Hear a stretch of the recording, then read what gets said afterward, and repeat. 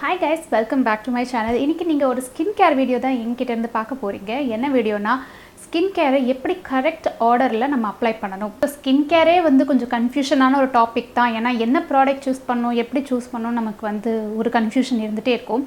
இதில் வாங்கி வச்சுட்டோன்னு வைங்களேன் ப்ராடக்ட்ஸ் நம்ம வேணுங்கிறத இது எதுக்கு முன்னாடி எதை அப்ளை பண்ணோம் அப்படின்ற கன்ஃபியூஷன் நிறைய பேருக்குமே இருக்கும். நான் வீடியோவில் உங்களுக்கு நான் டைரெக்டாக எப்படி அப்ளை பண்ண ஆர்டரை சொல்லி கொடுத்துட்டேன்னா உங்களுக்கு ரொம்ப ஈஸியாக இருக்கும். இது எல்லா ஸ்கின் டைப்புக்கும் சேர்த்து தான் சொல்ல போகிறேன். ஓகே, ஸோ வாங்க போகலாம்.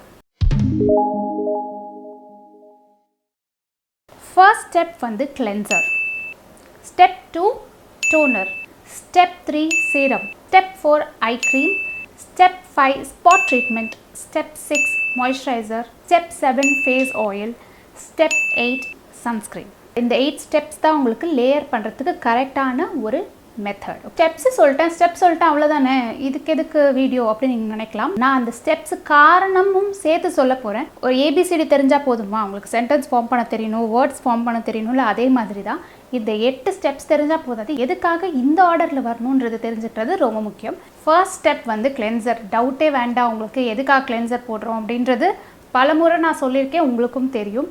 கிளென்சர் வந்து உங்கள் ஃபேஸில் இருக்கிற டர்ட், ஆயில், பாக்டீரியா எல்லாத்தையும் ரிமூவ் பண்ணுறதுக்காக தான். டாப் லேயர் ஆஃப் ஸ்கின்ல வந்து நமக்கு எக்ஸஸ் ஆயில் இருக்கும், தூங்கி எழுந்தோடனே இருந்தாலும் சரி, இல்லை ரொம்ப ஸ்வெட் ஆனாலும் சரி. ஸோ அந்த டர்ட்லாம் ரிமூவ் பண்ணுறதுக்கு கிளென்சர் யூஸ் பண்ணுவோம். அண்ட் ஆல்சோ மேக்கப் ரிமூவ் பண்ணுறதுக்கும் கிளென்சர் ரொம்ப important. So cleanser makeup remove பண்ணுறதுக்கு 2 ஸ்டெப் ப்ராசஸ் நீங்கள் பண்ணணும். கிளென்சிங் ஆயில் யூஸ் பண்ணி நல்லா நீங்கள் ஸ்கின்னை கிளென்ஸ் பண்ணிக்கலாம். ஸோ எல்லா மேக்கப்பும் அப்படியே டிசால்வ் ஆகிடும்.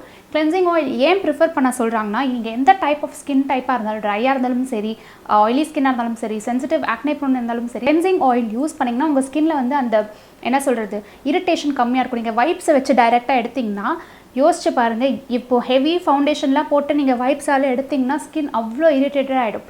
அதே கிளென்சிங் ஆயில் நீங்கள் டைரெக்டாக போனீங்கன்னா உங்களோட மேக்கப் ஈஸியாக பிரேக் டவுன் ஆகிடும்.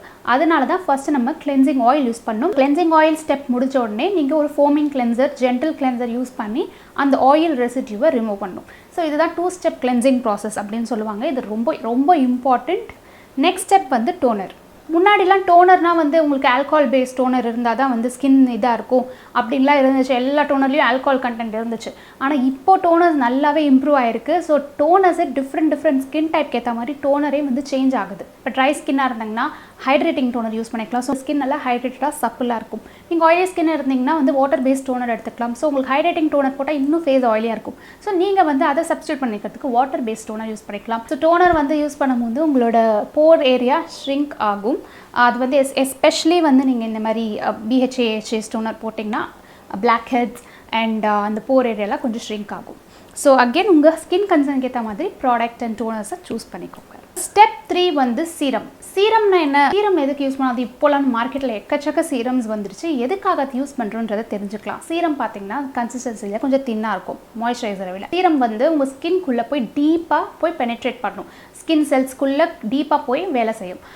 இப்போ ஸ்கின் கன்சர்ன், நீங்கள் பர்டிகுலர் ஸ்கின் கன்சர்ன் இருக்குது, wrinkles or fine lines or you know dullness, அந்த மாதிரி இருக்கிறதுக்கு வந்து அதுக்கேற்ற சீரம் போட்டிங்கன்னா அதுக்கு வந்து ஸ்கின் செல்லில் போய் டார்கெட்டட் அந்த ப்ராப்ளமை மட்டும் போய் டீல் பண்ணும். அண்ட் சீரமில் வந்து திக்னஸ் அண்ட் அது லியூப்ரிகேட்டிங் அதெல்லாம் வந்து கொஞ்சம் கம்மியாக இருக்கும். லியூப்ரிகேஷன்லாம் மாய்ஸ்சரைசர் அளவுக்கு இருக்காது. அண்ட் சீரம் வந்து உங்களோட ப்ராடக்டை சீல் பண்ணது போய் வேலை மட்டும்தான் செய்யும். ஸோ அதனால தான் சீரமாக நம்ம 3rd இடத்துல கொடுக்கணும். ஸோ அடுத்தது ஸ்டெப் 4th ஸ்டெப் வந்து ஐ க்ரீம். ஐ க்ரீம் வந்து நீங்கள் இப்போ நிறைய பேருக்கு வந்து ஐ க்ரீம் யூஸ் பண்ணணுமா, அது நிஜமாகவே வேலை செய்யுமா, அந்த டவுட்ஸ்லாம் இருக்கும். ஐ க்ரீம் வந்து நான் என்ன சஜஸ்ட் பண்ணுவேன், ரொம்ப சின்ன வயசில் இருந்தால் தேவை இல்லைன்னு தான் சொல்லுவேன். ஓரளவுக்கு mid-20sலேருந்து ஸ்டார்ட் பண்ணுறது பெட்டர். ஏன்னா உங்களோட கண்ணு கீழே மேபி அந்த இன்க்ரீடியன்ஸ்லாம் பார்த்து கொஞ்சம் சூஸ் பண்ணணும். ஐ க்ரீம் கொஞ்சம் சூஸ் பண்ணுறது டிஃபிகல்ட் தான், எல்லாருக்கும் எல்லா மாதிரி வேலை செய்யாது. எஸ்பெஷலி டீப் டார்க் சர்க்கிள்ஸ் இருந்தால் ஃபுல்லாக ஐ க்ரீம் மட்டுமே ஹெல்ப் பண்ணுமான்னு சொல்ல முடியாது. மெயினாக ஐ க்ரீம் போடுறதுக்கான வந்து ஹைட்ரேட்டடாக வச்சுக்கணும் கண்ணு கீழே அப்படின்றதுக்காக தான். ஏன்னா இந்த இடம் இருக்குல்ல, ஸ்கின் வெரி சென்சிட்டிவ் அண்ட் ஈஸியாக ஏஜிங் காட்டக்கூடிய ஒரு இடம். ஸோ அங்கே ஹைட்ரேஷன் எல்லா ஸ்கின் இடத்த விட அங்கே கம்மியாக இருக்கும். ஸோ ஐ க்ரீம் தனியாக அதுக்கு நம்ம பர்டிகுலராக போடும்போது அதில் ஹைட்ரேஷன் கொஞ்சம் ஜாஸ்தி இருக்கும். அண்ட் உங்கள் மாய்ஸ்சரைசரை விட ஐ க்ரீமோட இது வந்து கொஞ்சம் தின்னாக தான் இருக்கும் கன்சிஸ்டன்சி. ஸோ அதனால் நம்ம ஐ க்ரீமை 4th ஸ்டெப்பில் வச்சுக்கலாம். கண்ணுக்கிட்டையும் அண்ட் கண்ணு சுற்றியும் நம்ம அதுமே ஜென்ட்லி மசாஜ் மாதிரி பண்ணி கொடுத்துக்கலாம். இப்போ சில பேருக்கு டவுட் இருக்கும், ரெட்டினால் ஐ க்ரீமில் ரெட்டினால் இருந்தால் கண்ணுக்கிட்ட போடலாமா அப்படின்ட்டு. நான் என்ன சொல்வேன்னா, நீங்கள் ஐ க்ரீமில் ரெட்டினால் பர்சன்டேஜ் ஜாஸ்தி இருந்தால் அதை போட வேணாம்னு சொல்லுவேன். நீங்கள் ரெட்டினால் ஓவரால் ஃபேஸில் போடுறது பெட்டர். ஐஸில் மட்டும் கான்சென்ட்ரேட் பண்ணி போடுறத நான் அவாய்ட் பண்ணுங்க அப்படின்னு சொல்லி சஜஸ்ட் பண்ணுவேன். 5th ஸ்டெப் வந்து ஸ்பாட் ட்ரீட்மெண்ட். ஸோ ஸ்பாட் ட்ரீட்மெண்ட்னா உங்களுக்கு அகெயின் நான் சொன்ன மாதிரி பிக்மெண்டேஷன் இருக்கும், ஆக்னே ஸ்கார்ஸ் இருக்கும். அதுக்கேற்ற நீங்கள் ஒரு ஸ்பாட் ட்ரீட்மெண்ட் வாங்கி AHAs BHAs யூஸ் பண்ணுறீங்க அப்படின்னா அந்த இடத்துல மட்டும் போடுவீங்க. ஸ்பாட் ட்ரீட்மெண்ட் வந்து ஓவரால் ஃபேஸில் போட மாட்டீங்க, அந்த பர்டிகுலர் ஸ்பாட்ஸில் போடுறது தான் spot treatment. So 6th step moisturiser. இது என்னோட ஃபேவரட் ஸ்டெப். ஏன்னா நம்ம இதுக்கு முன்னாடி பண்ண hard work, toner, serum, eye cream, spot treatment, இது எல்லா ஹார்ட் ஒர்க்கையும் ப்ரொடெக்ட் பண்ண போகிறதோட வேலை தான் இந்த மாய்ஸ்சரைசர். மாய்ஸ்சரைசரை அவ்வளோ இது சுலபமாக எடை போடக்கூடாது. ஏன்னா அதுதான் நம்மளோட ப்ராடக்ட்ஸை சீல் பண்ணும். சீல் பண்ணுறது ரொம்ப ரொம்ப முக்கியம். இப்போ நீங்கள் டப்பாவில் எல்லாத்தையும் போட்டுட்டு மூடி போடலைன்னா எப்படி? தட்டி விட்டால் கொட்டிடும். அந்த மாதிரி ஒரு ரிஸ்க் இருக்கும்ல, அதே தான் நம்ம ஸ்கின்லேயும்.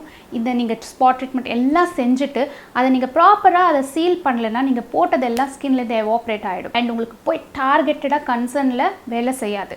ஸோ மாய்ஸ்சரைசர் மட்டும்தான் உங்களுக்கு அந்த ஹைட்ரேஷன் லாக் பண்ணும். Moisturiser is very important. நீங்கள் எந்த ஸ்கின் டைப்பாக இருந்தாலும் சரி, இதை நான் சொல்லிகிட்டே இருப்பேன் எப்போவுமே. 2 times மாய்ஸ்சரைசர் யூஸ் பண்ணுறது very important, morning and night. 7th step வந்து ஃபேஷியல் ஆயில். இதுவும் அகெயின் ஸ்கின் டைப்க்கு ஏற்ற மாதிரி உங்களோட ஃபேஷியல் ஆயில் நீங்கள் சூஸ் பண்ணிக்கலாம். நீங்கள் எப்போவுமே கன்சிஸ்டன்சி பார்த்தீங்கன்னா லைட்லேருந்து திக் கன்சிஸ்டன்சிக்கு தான் நம்ம ஸ்கின் கேர் இருக்கும். லைட்டர், லைட், மீடியம், திக், அந்த மாதிரி இதெல்லாம் போகும். ஃபஸ்ட்டு வந்து இந்த டோனர் தான் இருக்கிறதுலே வாட்டர் கன்சிஸ்டன்சியில் இருக்கும். அதுக்கப்புறம் வந்து சீரம் வாட்டரை விட கொஞ்சம் திக் கன்சிஸ்டன்சியில் இருக்கும். அதுக்கப்புறம் ஐ க்ரீம், மாய்ஸ்சரைசரை விட ஐ க்ரீம் கொஞ்சம் தின்னாக இருக்கும். அண்ட் ஸ்பாட் ட்ரீட்மெண்ட்டும் தின்னாக தான் இருக்கும். க்ரீம் டைப் ஆர் லிக்விட் டைப்பில் இருக்கும் அந்த ஸ்பாட்டுக்கு.